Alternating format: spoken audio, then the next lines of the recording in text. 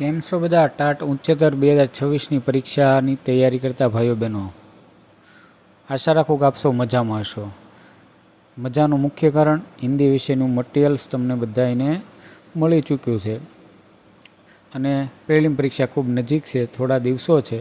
આ દિવસોમાં આપણે ખૂબ સારી તૈયારી કરી એ માટે તમારા બધાની લોકલાગણી અને માંગણીને ધ્યાનમાં રાખી કે વ્યાકરણની કેટલીક ટોપિકો છે એ લાવો. તો પાઠ્યપુસ્તક આધારિત જે વ્યાકરણ છે, ખાસ કરીને એમાં ધોરણ 12 હિન્દીની અંદર આવતા જે અને આપણી પરીક્ષામાં પૂછાઈ શકે તેવા ખૂબ મહત્ત્વના એવા સમાનાર્થી શબ્દો, વિરુદ્ધાર્થી શબ્દો, શબ્દ સમૂહ, સમાસ, પ્રત્યય, મુહાવરા, ઉપસર્ગ, શુદ્ધ વાક્ય, અન્ય વ્યાકરણના કેટલાક મુદ્દાઓ આપણા જે પાઠ્યપુસ્તકની અંદર આપેલા છે એ તમારી સમક્ષ મૂકવાનો પ્રયત્ન કરેલો છે. હું આપ સૌનું હાર્દિક સ્વાગત કરું છું. અને આપણે પરીક્ષાની અંદર મોટેભાગે પાઠ્યપુસ્તક આધારિત જ પૂછાવાનું હોય છે અને એ બધી બાબતને ધ્યાનમાં રાખી અને અગાઉ તો આપણે ધોરણ 11ના જે પાઠ્યપુસ્તકમાં આવતું જે વ્યાકરણ છે એ વિષયવસ્તુનું વ્યાકરણ તો કરી ચૂક્યા છીએ. આજે આપણે ધોરણ 12ના હિન્દી વિષયનું વ્યાકરણ છે ભણવાનું છે. તો વધારે હવે હિન્દીના વિદ્યાર્થીઓને કોઈ માહિતી નથી આપતો, કારણ કે આપ સૌ જાણો જ છો, સમજો છો. એ બધી ધ્યાનમાં રાખીને આપણે જોઈએ હવે ધોરણ 12 હિન્દી વિષયના આ જે વ્યાકરણના જે ટોપિકો છે એની સરસ માહિતી. અને ખાસ અને પીડીએફ વિશે પણ તમે વિચારતા હશો, તો પીડીએફ પણ તમને મળી જાય એવા પૂરતા પ્રયત્ન છે એ કરીશ. અને કઈ રીતે લેવી અથવા શું એનું આયોજન છે એ આપણી ટેલિગ્રામ ચેનલ છે એ નીચે આ લિંક આપેલી છે, તેમાં તમે જોઈન થઈ જશો અને તમને છે એની તમામ પ્રકારની માહિતી છે મળતી રહેશે. તો જોઈએ હવે વધારે સમય લેતા આ વ્યાકરણના કેટલાક મુદ્દાઓ. કૃષ્ણ ભક્તિ જે પહેલું કાવ્ય છે વ્યાકરણમાં, એનું આપણે આમ તો ટોપિક પ્રમાણે પાઠ પ્રમાણે લીધેલા છે. તમે અનુક્રમણિકા કે બધાએ પાકી જ કરેલી છે અથવા ન કરી હોય તો એક કરી લેજો. પહેલી વખત આપણે એવું આપીએ છીએ કે જે પાઠ પ્રમાણે અથવા કાવ્ય પ્રમાણે જે કાંઈ એ કાવ્ય કે પાઠમાંથી બનતા જે કાંઈ વ્યાકરણના પ્રશ્નો છે તેની માહિતી છે એ આપવાનો પ્રયત્ન કરીએ છીએ. સૌથી પહેલાં છે સમાનાર્થી શબ્દો. આ કાવ્યની અંદર આવતા સમાનાર્થી શબ્દો તો હરિ તો શ્રી કૃષ્ણ, પરમ તો અત્યંત શ્રેષ્ઠ, ઓલુરી છે અહીંયા, તો જેનો છે માપી, અતિ તો બહુ. તો આ જે કાંઈ છે પર્યાયવાચી બની શકે એવા એ તમામ છે મિત્રો આપેલા છે. બધું છે હું વાંચીશ નહીં, પણ તમે વિડીયોને અટકાવીને પણ આ અથવા ધીમે કરીને પણ આ વિડીયો છે જોઈ શકશો. ત્યારબાદ છે વિલોમ શબ્દ. આ પાઠના આ કાવ્યની અંદર આવતા જે છે એ છે. ત્યારબાદ તદ્ભવ શબ્દો અને તત્સમ રૂપ આપવાના છે. આ તમારા માટે નવો છે. દાખલા તરીકે કામ છે તો એ તદ્ભવ શબ્દ છે, એનું તત્સમ રૂપ છે કર્મ. ધીરજ તો ધૈર્ય. દર્શન તો એનું આપણું તત્સમ રૂપ છે દર્શન. કાન્હ તો કનૈયા. ક્યારેક આવો પ્રશ્ન પણ પૂછાય કે નિમ્નલિખિત તદ્ભવ શબ્દો કે તત્સમ આપીએ, એમાં કામ આપેલો હોય તો આપણે એનો જવાબ દર્શાવવાનું કીધું હોય તો એનો જવાબ છે કર્મ.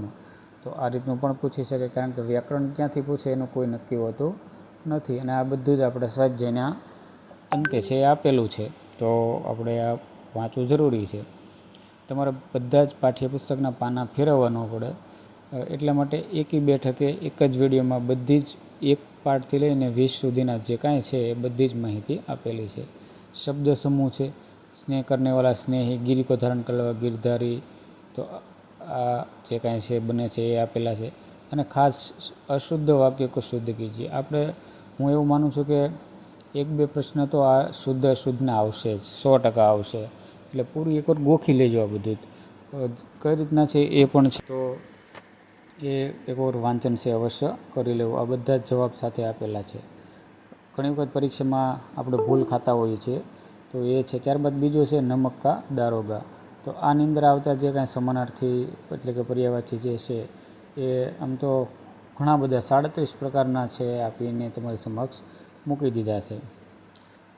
જો પૂછાય તો તમે આનાથી સારી રીતે લખી શકો. તો આ રીતે 39 જેટલા સમાનાર્થી શબ્દો છે આ પાઠમાંથી લીધેલા છે. ત્યારબાદ છે વિલોમ શબ્દ છે. તો વિરુદ્ધાર્થી શબ્દો કઈ રીતના છે, તો આય, વ્યય, વિદ્વાન, મૂર્ખ, આજ્ઞાકારી, અવજ્ઞાકારી જે કાંઈ બને છે એ તમારા માટે ખૂબ સારી રીતે જવાબ સાથે આપેલા છે. મિત્રો, આ દેખાવે સરળ લાગે, પરંતુ લખતી વખતે ખરેખર ખૂબ યાદ આવતું નથી અને આપણે ઘણી વખત ભૂલ પણ કરતા હોઈએ છીએ. તો એક વખત આ જોયેલું હોય અને એક બે વખત વિડીયો જોઈ લેજો. એક વખત ન સમજે તો બીજી વખત, તો તમે આને ખરી રીતે લખી શકો. તદ્ભવ શબ્દોના તત્સમ રૂપ છે એ મુદ્દો પણ એની અંદર આપેલો છે. પ્રત્યય અને ઉપસર્ગ તો આપણે અગાઉ જોયા જ છે, પણ છતાં આ પાઠની અંદરથી કેવા આવે છે એ છે. શબ્દ સમૂહ છે મુસલમાનો કા ધર્મગુરુ, પીર जिसके अखंड न किया जा सके अखंड, પાન કી તિલોરી બીડા. તો આવા જવાબો આપવાના મિત્રો પ્રયત્ન કરેલો છે. અને ખાસ તમને કોઈ જવાબમાં વિસંગતતા દેખાય તો અવશ્ય કમેન્ટમાં લખજો, અથવા તમે સુધારીને પણ વાંચી શકો છો. આ શુદ્ધ વાક્યોનો શુદ્ધ કીજીએ ફરીવાર મુદ્દો છે. આ 12મા ધોરણના સ્વાધ્યાય હિન્દી પુસ્તકની અંદર ઘણી બધા આપેલા છે.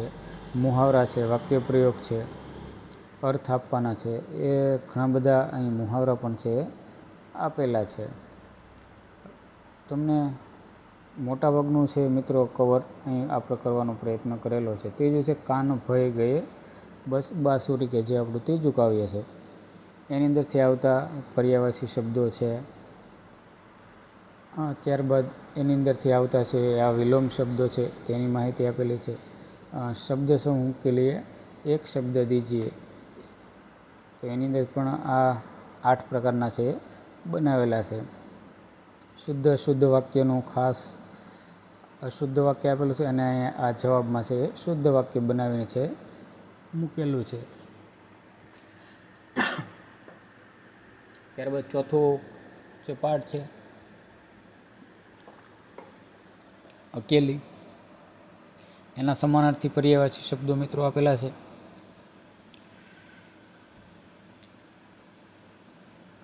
આ જ પાઠની અંદર આવતા વિલોમ શબ્દો બુઢિયા, યુવતી, વિયોગ, સંયોગ, તો ઘણા બધા વિરોધી શબ્દો પણ છે. પાઠમાંથી મોટાભાગના બધા લઈ લીધા છે, જે પરીક્ષાની દૃષ્ટિએ ખૂબ મહત્ત્વના છે. માત્ર સ્વાધ્યાયના છે એટલા જ નથી, પણ એ સિવાય પણ પાઠમાં કે કાવ્યમાં બનતા હોય ને એવા બધા જ છે લઈ અને તમારી માટે આખી મહેનત છે કરીને મૂકેલા છે. પ્રત્યય ઉપસર્ગવાળો છે, વિશેષણ પહચાનીએ, શબ્દ સમૂહ કે લીએ એક શબ્દ દીજીએ. તો એવા પણ શબ્દ સમૂહ ઘણા બધા છે, આપણે તમે અહીંયા જોઈ શકો છો આપેલા છે. પરીક્ષાની અંદર પાઠમાંથી ગમે નથી આ લોકો પૂછી લે, તો આપણે પણ ગમે નથી ગોતીને તમારા માટે મૂકેલા છે. આ તમે જોઈ શકો કે 26 પ્રકારના શબ્દ સમૂહ મિત્રો આપેલા છે. ત્યારબાદ શુદ્ધ અશુદ્ધ વાક્યો જે છે એની માહિતી આપેલી છે. તો પેલું શુદ્ધ વાક્ય છે, પછી એનો જવાબ છે. અશુદ્ધ અને શુદ્ધ, તો એ કઈ રીતે બને એનો જવાબ છે. મુહાવરા છે, તો એ મુહાવરાનો અર્થ અને સાથે એનો વાક્ય પ્રયોગ પણ આપેલો છે. આમ બધી જ પ્રકારની તમારી પરીક્ષાને ધ્યાનમાં રાખીને આપેલું છે. 5મું છે ભારત શિરરત્ન ભરત, જયશંકર પ્રસાદ રચિત જે છે, એની અંદર આવતા સમાનાર્થી શબ્દો પણ ઘણા બધા કાવ્યમાં આવે છે. કાવ્ય નાનું છે પણ સમાનાર્થી આપણે ઘણા બધા આની અંદરથી બનતા હોય છે. વિલોમ શબ્દ છે, તો એ વિલોમ શબ્દ પણ ક્યાં ક્યાં છે તે પણ છે અહીં દર્શાવેલા છે. આ જ કાવ્યની અંદર આવતું તદ્ભવ શબ્દનો તત્સમ રૂપ આપો એવા છે. તો બચ્ચા, તો બાલક, તો એ કઈ રીતના બને એ છે. ઉપસર્ગ અલગ બતાવીએ તેની માહિતી આપેલી છે. શબ્દ સમૂહ પણ આમાંથી છે. વન કા રાજા, તો વનરાજ, સુખ છે પૂર્ણ, સુખમય, સાથ રહેને વાલા, સહચર, તો એ છે. ત્યારબાદ અશુદ્ધ વાક્ય શુદ્ધિકરણ, તો એ પણ છે મિત્રો અહીં દર્શાવેલું છે. છઠ્ઠો પાઠ છે છઠ્ઠો ઘર, જે ભોળાભાઈ પટેલ દ્વારા રચિત. આની અંદર આવતા સમાનાર્થી શબ્દો ક્યાં ક્યાં છે એ દર્શાવેલ છે. સાથે સાથે આ જ પાઠની અંદર આવતા વિરોધી શબ્દો છે, એ વિરોધી શબ્દો પણ અહીં અર્થ સાથે જવાબ સાથે મિત્રો છે એ દર્શાવેલા છે. 20 પ્રકારના વિરુદ્ધાર્થી છે. તત્સમ રૂપ છે તદ્ભવમાંથી, તો આપણે સૌ જાણીએ છીએ કે કઈ રીતનું બને છે. આ એ છે. પ્રત્યય અને ઉપસર્ગ છે દર્શાવવાનું છે, તો એ પહેલાં પ્રત્યયનો મુદ્દો છે. ત્યારબાદ છે ઉપસર્ગ છે. વિશેષણ છે પુરાના ઘર, તો એમાં પુરાના એ વિશેષણ છે. અકેલી કેદી, તો અકેલી. શબ્દ સમૂહ કે લીએ એક શબ્દ છે. તો આમ તમે એક પાઠથી લઈને 20 સુધી જુઓ તો અઢળક પ્રકારનો વ્યાકરણના મુદ્દા છે એ બની જાય. હવે આથી પછી ક્યાંથી પૂછવા જાય, કારણ કે ઘણા બધા મુદ્દાઓ આપણે વર્ણવી લીધા છે અને પાઠમાંથી જ પૂછવાના હોય છે. એટલે મોટે ભાગે હું માનું છું કે આ રીતના આવી શકે છે. છતાં આપણે સાહિત્ય છે હિન્દીનું વ્યાકરણનું છે એક વખત જોઈ લેવું તો ખરું જ, પણ મોટા ભાગે આમાંથી છે કવર થઈ જશે. 7મું છે બાદલ કો ઘીરતે દેખા હૈ, પદ્ય. એની અંદરથી આવતા જે કંઈ સમાનાર્થી શબ્દો છે એ વિરુદ્ધાર્થી શબ્દો. ત્યારબાદ છે આ જ વિરુદ્ધાર્થી શબ્દો જોયા બાદ એની અંદર આવતા ઉપસર્ગ, ત્યારબાદ વિશેષણ પહેચાનીએ એ રીતનો આખો એક મુદ્દો છે. અને અંતે છે શબ્દ સમૂહ કે લીએ એક શબ્દ દીજીએ. તો એ પણ આપણે 10 જેટલા શબ્દ સમૂહ છે આ અંદરથી છે લીધેલા છે. અને શુદ્ધ અને અશુદ્ધ વાક્યો એ બધામાંથી છે થોડા થોડા બનાવેલા છે. અને દર વખતે પરીક્ષામાં શુદ્ધ અશુદ્ધનો પ્રશ્ન છે અવશ્ય હોય જ છે, એટલે તમને તકલીફ ન પડે. ત્યારબાદ 8મો છે ચાર્લ્સ ટાઉન છે જોહાનિસબર્ગ, જે ગાંધીજીવાળો જે છે એ પાઠની અંદર પણ આવતા સમાનાર્થી શબ્દો છે, વિરુદ્ધાર્થી શબ્દો છે એની માહિતી આપેલી છે. ઘણા બધા વિરુદ્ધાર્થી શબ્દો છે પણ આમાંથી બનેલા છે. તદ્ભવ તત્સમ શબ્દો, ઉપસર્ગ પ્રત્યયવાળો. ત્યારબાદ છે નિમ્નલિખિત શબ્દો કે શબ્દ સમૂહ કે લીએ એક શબ્દ દીજીએ. આવો જે કંઈ પ્રશ્ન બને છે એ બધી જ માહિતી છે અહીં રહેલી છે. ત્યારબાદ છે અશુદ્ધ વાક્ય અને શુદ્ધ વાક્ય બનાવવાનું. તો એ પણ ઘણા બધા બને છે. મુહાવરા છે, દાખલા તરીકે હવા ખાના, તો શુદ્ધ વાયુ કા સેવન કરના, એના જવાબ સાથે છે આપેલું.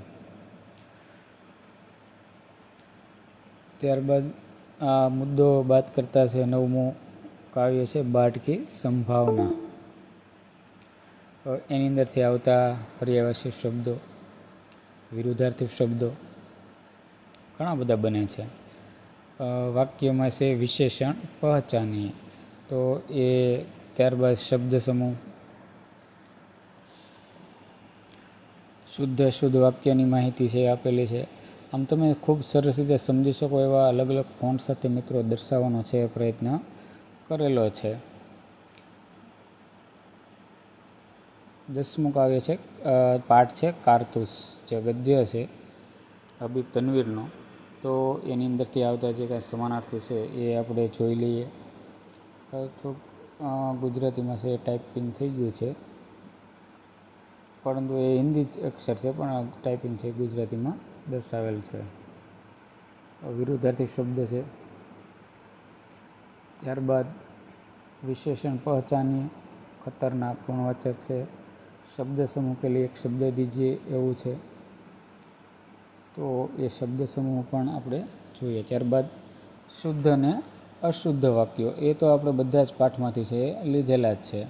ત્યારબાદ 11મું છે કાવ્ય જો બીત ગઈ સો બાત ગઈ, જે હરિવંશરાય બચ્ચનનું છે. તો આ કાવ્યની અંદરથી આવતા પણ સમાનાર્થી શબ્દો છે, વિરુદ્ધાર્થી શબ્દો છે પણ આ કાવ્યમાંથી ઘણા બધા આપણે બનાવેલા છે અથવા પૂછેલા છે. प्रत्यय अलग कीजिए, विशेषण पहचानिए, शब्द समूह के लिए एक शब्द दीजिए. અને અંતે 6ठो મુદ્દો છે અશુદ્ધ વાક્ય કો શુદ્ધ કીજીએ.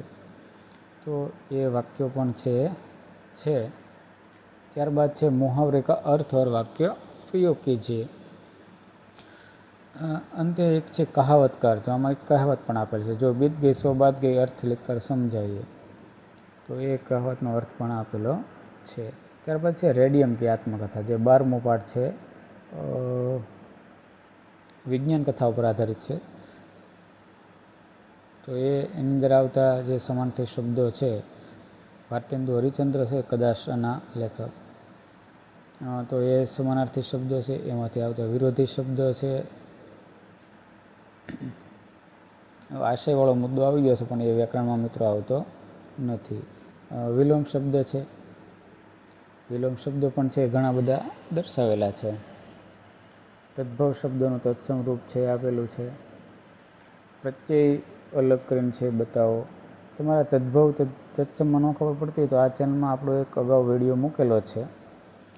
તમે એ તત્સમ રૂપ અને તદ્ભવ કઈ રીતે હોય છે એની વ્યાખ્યા, એના ઉદાહરણો, એ બધી એક સરસ રીતે માહિતી આ જ ચેનલની અંદર છે એ અગાઉ મૂકેલો છે. એક વખત મુલાકાત લઈ અને તમે એ પણ જોઈ લેજો, જેથી કરીને તમને ખ્યાલ આવે કે કઈ રીતનું છે એ બને છે. આમાંથી પણ અશુદ્ધ વાક્ય છે, મુહાવરોનો અર્થ છે. ત્યારબાદ 13મું છે કાવ્ય મહાપ્રસ્થાન, જે નરેશ મહેતા દ્વારા રચિત છે. તો આની અંદરથી આવતા સમાનાર્થી શબ્દો છે. ત્યારબાદ છે વિરોધી શબ્દો પણ આની અંદરથી જે આવે છે તે વ્યવસ્થા, અવ્યવસ્થાન, સત્ય, ઘણા બધા સમાનાર્થી શબ્દો પણ છે દર્શાવેલા છે. ત્યારબાદ તત્સમ અને તદ્ભવ જે છે એ શબ્દરૂપ છે એ દર્શાવેલું છે. તદ્ભવ શબ્દોનું. ત્યારબાદ પ્રત્યય અલગ બતાવવાનું છે. વ્યક્તિત્વ તો એમાં ત્વ આવશે, વિમરતામાં તા આવશે. તો એ રીતના જે કાંઈ છે તે પણ ઘણા બધા એવા શબ્દો પણ છે એ અહીં દર્શાવેલા છે. ત્યારબાદ છે ઉપસર્ગ અલગ કીજીએ. તમે જાણો છો કે ઉપસર્ગ હંમેશા શબ્દમાં પહેલાં લાગે છે. પરિત્યાગમાં પરી છે એ ઉપસર્ગ આવશે, વિવશમાં વી આવશે, અપહરણમાં અપ આવશે. ત્યાર પછી શબ્દ સમૂહ કે લીએ એક શબ્દ દીજીએ. તો એ પણ એક શબ્દ આપેલા જ છે. જિસકા અપમાન કિયા ગયા હો અપમાનિત, આવા 12 પ્રકારના મિત્રો આપણે અહીંયા આપેલા છે. અશુદ્ધ વાક્યનો મુદ્દો તો દરેકમાં આપણે લીધેલો જ છે. એ પણ વિડીયોને અટકાવીને આ બધા શુદ્ધ અશુદ્ધ વાક્યો છે જોઈ લેજો. ત્યારબાદ કહેવત છે, જૈસી કરની વૈસી વરની. કહેવત પણ ઘણી વખત પૂછાઈ જાય છે, તો એનો અર્થ આપવાનો હોય છે. અને મુખ્ય પરીક્ષામાં તો કદાચ એનું સ્પષ્ટીકરણ પણ છે પૂછી લેતા હોય છે. તો એ દ્રષ્ટિએ પણ તમારે ખૂબ ઉપયોગી તો છે જ આ વિડીયો. 14મો જે પાઠ છે સુભાષ માનવ, સુભાષ મહામાનવ. તો આની અંદરથી આવતા જે સમાનાર્થી શબ્દો છે એ બધા જોઈએ. ત્યારબાદ આની અંદર આવતા વિરોધી શબ્દ જે છે એ વિરોધી શબ્દ, તદ્ભવ તત્સમ રૂપના શબ્દો, પ્રત્યયવાળા જે છે શબ્દો બને છે એ. ત્યારબાદ છે ઉપસર્ગ અલગ કીજીએ. તો ઉપસર્ગ છે વિશેષણ પહચાનીએ. આમ એક એકથી ચડિયાતા મિત્રો પ્રશ્નોના જવાબ સાથે આપેલા છે. અને શુદ્ધ અશુદ્ધનો તો દરેક જગ્યાએ મિત્રો આપેલો જ છે. વ્યાકરણનો છે અર્થ દઈને વાક્ય પ્રયોગ કરવાનો છે તો એ છે. ત્યારબાદ છે પંક્તિનો અર્થ છે, પંક્તિનો અર્થ સમજાવવાનો છે. 15મું કાવ્ય છે બે રંગ બે નામ ચિઠ્ઠિયા. એની અંદરથી આવતા જે કાંઈ સમાનાર્થી છે એ જોઈએ. ત્યારબાદ વિલોમ શબ્દ પણ આ જ કાવ્યની અંદર છે આપેલા છે. તો વિલોમ શબ્દ છે તત્સમ અને તદ્ભવરૂપ તો બધામાં છે આપેલું જ છે. પછી પ્રત્યયવાળો છે મુદ્દો, ઉપસર્ગવાળો, એ પણ ઘણા બધા ઉપસર્ગો છે આપેલા છે. વિશેષણ ઓળખવાનું છે. તો બે નામ ચિઠ્ઠી એટલે કે ડાકિયા દર દર ઘૂમતા છે, તો એમાં વિશેષણ છે બે નામ. તો એવા પ્રશ્નો છે. શબ્દ સમૂહ છે जिसका कोई मालिक न हो लावारिस, जिसके पंख काट दिया हो परकटा. ત્યારબાદ શુદ્ધ અશુદ્ધ વાક્યની ચર્ચા, કહેવતો છે એનો અર્થ અને એનું સ્પષ્ટીકરણ. ત્યારબાદ 16મું પાઠ છે એક ઓર જન્મદિન. જે એની અંદરથી આવતા સમાનાર્થી શબ્દો ક્યાં ક્યાં છે, તો એ સમાનાર્થી શબ્દો ઘણા બધા આપેલા છે. તો બધાની જવાબ સાથે માહિતી છે. ત્યારબાદ વિલોમ શબ્દ છે, એ વિલોમ શબ્દ પણ અહીં દર્શાવેલા. આશયની ક્યાં મિત્રો હમણાં જરૂર નથી. તદ્ભવ શબ્દો જે છે એનું તત્સમ રૂપની માહિતી છે. ત્યારબાદ પ્રત્યય અલગ કીજીએ. તો પ્રત્યય વિશે તમે જાણો છો જે શબ્દને છેડે લાગે છે, તો એ ક્યાં ક્યાં છે આ પાઠમાંથી આવતા, તો એ બધા આપેલા છે. ઉપસર્ગ, તો ઉપસર્ગ પણ છે એ દર્શાવેલા છે. शब्द समूह के लिए एक शब्द दीजिए। तो एनी अंदर पण शब्द समूह छे आपेला छे। 7 प्रकारना शब्द समूह छे दर्शावेला छे। शुद्ध अशुद्ध वाक्य छे, त्यारबाद मुहावरेनो अर्थ अने वाक्य प्रयोग छे। तो ए पण अर्थ आपेलो छे, त्यारबाद एनो वाक्य प्रयोग करीने पण आपेलो छे। अने वाक्य प्रयोग विषे आप सौ जाणो छो कि तमे तमारी रीते पण कोई पण अन्य शब्दो वापरीने पण वाक्य प्रयोग छे करी शको छो। कारण के दरेक विद्यार्थीना अलग अलग विचार होय छे, तो ए वाक्य प्रयोग ए रीते करी शके। 17मु काव्य छे नीव की ईट। आ काव्यमां आवता जे कांई समानार्थी शब्दों छे ए आपेला छे। त्यारबाद तद्भव ने तत्सम रूपवाळा शब्दों छे। प्रत्यय अने उपसर्ग कई रीतना छे आ काव्यमां आवता, तो एनी माहिती पण छे आपेली छे। प्रत्ययना जोया बाद उपसर्गना छे। विडियो थोड़ोक लांबो थई जशे એટલે મિત્રો એવું લાગે તો તમે કંઈ લખવું હોય તો અટકાવીને પણ તમે લખી શકો।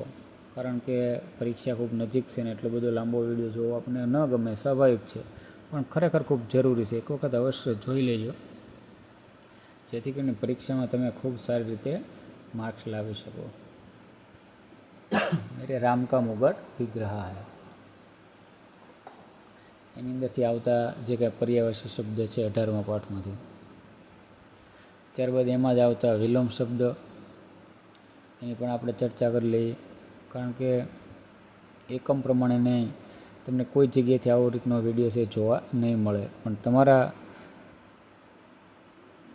બાબત એટલે કે તમારા બધા કારણે આ રીતનો આખો આપણે એકમ પ્રમાણેનો અલગ અલગ મહેનત કરી અને તમારી સમક્ષ મૂકવાનો પ્રયત્ન કરેલો છે। શબ્દ સમૂહ છે, ત્યારબાદ અશુદ્ધ અને શુદ્ધ વાક્ય છે, કારણ કે એ તો બધામાં છે।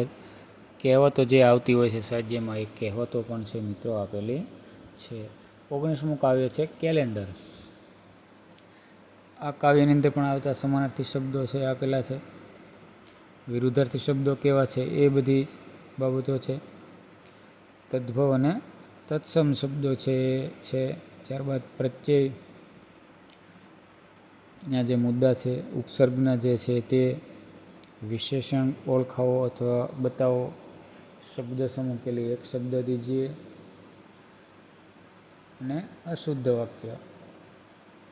20મું છે મનોહરપુરી કી સીમા પર। આની અંદર છે જે કાંઈ સમાનાર્થી છે, વિરુદ્ધાર્થી છે, ઘણા બધા બની શકે છે, તો એ છે તદ્ભવ અને તત્સમ રૂપ આપોના છે। ત્યારબાદ પ્રત્યય અને ઉપસર્ગ છે, તો એ પણ ઘણા બધા છે મૂકેલા છે। વિશેષણ ઓળખાવો છે। શબ્દ સમૂહ કે લીએ એક શબ્દ જ દીजिए એ છે। અને શુદ્ધ અશુદ્ધ વાક્ય છે। અને છેલ્લે એની કહેવતો ઓળખાવો એ મુદ્દો પણ છે અહીં દર્શાવેલો છે। તો આ રીતે ધોરણ 12ની અંદર ખૂબ લાંબા મુદ્દાઓ સાથેની આપણી માહિતી છે એ આપેલી છે। વિડીયો તમને કેવો લાગે છે તેની કોમેન્ટ અવશ્ય કરજો। જો સારો લાગે તો આપણે મુખ્ય પરીક્ષાના પણ તમને ઉપયોગી થાય એવો વિડીયો બનાવવા આપણે બંધાયેલા છીએ, પણ કમેન્ટ અવશ્ય કરજો। ચેનલમાં નવા હો તો સબસ્ક્રાઈબ કરજો અને આવા જ વિડીયો જોવા માટે મારી સાથે જોડાયેલા રહો।